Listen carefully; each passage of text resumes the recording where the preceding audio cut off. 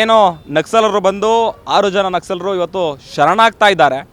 ನಕ್ಸಲಿಸಮ್ನಿಂದ ತಾವೇನನ್ನೂ ಕೂಡ ಮಾಡಲಿಕ್ಕಾಗಲ್ಲ ಅನ್ನುವಂತಹ ಅಸಹಾಯಕತೆ ಇವತ್ತು ಅವರಲ್ಲಿ ಕಾಣ್ತಾ ಇದೆ.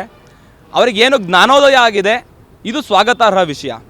ಇವತ್ತು ಏನು ಕೇಂದ್ರ ಸರ್ಕಾರದ ಇಚ್ಛಾಶಕ್ತಿಯಿಂದ ಇವತ್ತು ದೇಶದಾದ್ಯಂತ ನಕ್ಸಲಿಸಮ್ ಅಂತಕ್ಕಂಥದ್ದು ಕೊನೆ ಆಗುವಂತಹ ಅಂತ್ಯದಲ್ಲಿದೆ.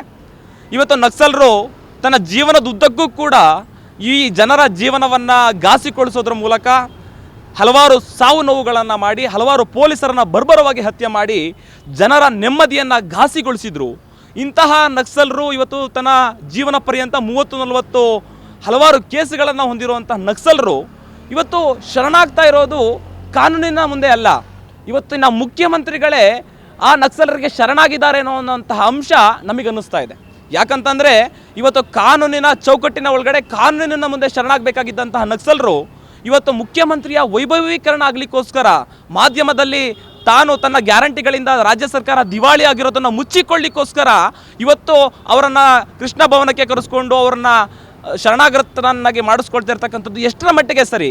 ಇವತ್ತು ಇನ್ನು ಮುಂದಿನ ದಿನಗಳಲ್ಲಿ ದುಷ್ಕೃತ್ಯಗಳನ್ನು ಎಸಗುವಂತಹ ದೇಶದ್ರೋಹಿಗಳು ಅವ್ರಿಗೂ ಕೂಡ ಅಂತ ಅನ್ನಿಸ್ತದೆ, ನಾವು ಎಷ್ಟೇ ತಪ್ಪು ಮಾಡಿದ್ರೂ ಕೂಡ ಸರ್ಕಾರಗಳು ನಮಗೆ ಪ್ಯಾಕೇಜ್ ಕೊಡ್ತವೆ, ನಾವು ಆರಾಮಾಗಿ ನಮ್ಮ ಜೀವನವನ್ನು ನಾವು ಮಾಡಿರೋಂಥ ತಪ್ಪುಗಳನ್ನು ಕ್ಷಮಿಸ್ತವೆ ಅನ್ನುವಂತಹ ಮಟ್ಟಕ್ಕೆ ಈ ಒಂದು ಕೃತ್ಯ ಅನ್ನಿಸ್ತಾ ಇದೆ. ಇವತ್ತು ಯಾವ ಆರೋಪಿಗಳಿಗೆ, ತಪ್ಪಿತಸ್ಥರಿಗೆ ಕಾನೂನಿನ ಚೌಕಟ್ಟಿನೊಳಗಡೆ ಶಿಕ್ಷೆ ಆಗಬೇಕಾಗಿತ್ತು, ಅವರಿಗೆ ಕಾನೂನಿನ ನ್ಯಾಯದ ಮೂಲಕ ಅವರಿಗೆ ಪ್ಯಾಕೇಜ್ಗಳನ್ನು ಘೋಷಣೆ ಮಾಡಬೇಕಾಗಿತ್ತು. ಆದರೆ ಇವತ್ತಿನ ಮುಖ್ಯಮಂತ್ರಿಗಳು ಜನರ ಕಷ್ಟಪಟ್ಟು ಕಟ್ಟಿದಂತಹ ತೆರಿಗೆಯನ್ನು ದುರುಪಯೋಗ ಪಡಿಸ್ಕೊಂಡು ಇವತ್ತು ರಾಜ್ಯ ಆರ್ಥಿಕ ಸ್ಥಿತಿ ದಿವಾಳಿ ಎದ್ದೋಗಿದೆ. ಇವತ್ತು ವಿದ್ಯಾರ್ಥಿಗಳಿಗೆ ವಿದ್ಯಾರ್ಥಿ ವೇತನವನ್ನು ಕೊಡಲಿಕ್ಕೆ ದುಡ್ಡಿಲ್ಲ.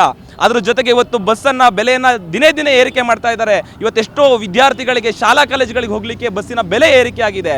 ಇವತ್ತು ಪ್ರತಿಯೊಂದು ಹಂತದಲ್ಲೂ ಕೂಡ ಜನಸಾಮಾನ್ಯರ ಜೀವನ ಅಂತಕ್ಕಂಥದ್ದು ದುಸ್ಥಿತಿಗೆ ಹೋಗ್ತಾ ಇದೆ. ಇಂತಹ ಸಂದರ್ಭದಲ್ಲಿ ಅವರು ಕಷ್ಟಪಟ್ಟು ದುಡಿದು ಕಟ್ಟಿದಂತಹ ತೆರಿಗೆಯನ್ನು ಇವತ್ತಿನ ಮುಖ್ಯಮಂತ್ರಿಗಳು ಯಾರೋ ನಕ್ಸಲರಿಗೆ ಪ್ಯಾಕೇಜನ್ನು ಕೊಡಲಿಕ್ಕೆ ಬಳಸ್ಕೊಂತಾರೆ ಅಂತಂದರೆ, ನ್ಯಾಯಾಲಯದಲ್ಲಿ ತೀರ್ಮಾನ ಆಗಿ ಕೊಡಬೇಕಾಗಿದ್ದಂಥ ಪ್ಯಾಕೇಜ್ಗಳನ್ನು ಇವರು ಬಿಟ್ಟು ಮನಸೋ ಇಚ್ಛೆ ಖರ್ಚು ಮಾಡ್ತಾ ಇದ್ದಾರೆ ಅಂತಕ್ಕಂಥದ್ದು ಇವತ್ತು ABVP ಅಂತ ಸಂಘಟನೆ, ಇವತ್ತು ಎಲ್ಲ ದೇಶಪರವಾಗಿರ್ತಕ್ಕಂತಹ ರಾಷ್ಟ್ರೀಯವಾದ ಸಂಘಟನೆಗಳು ಇದನ್ನು ವಿರೋಧಿಸ್ತಾ ಇದೆ. ಇವತ್ತಿನ ಮುಖ್ಯಮಂತ್ರಿಗಳು ಈ ನಿರ್ಧಾರವನ್ನು ತಕ್ಷಣ ಕೈಬಿಟ್ಟು ಜನರ ಹತ್ರ ಇವತ್ತು ಕ್ಷಮೆಯನ್ನು ಯಾಚಿಸಬೇಕು ಅಂತ ಈ ಮೂಲಕ ನಾನು ಆಗ್ರಹ ಮಾಡ್ತಾ ಇದ್ದೇನೆ.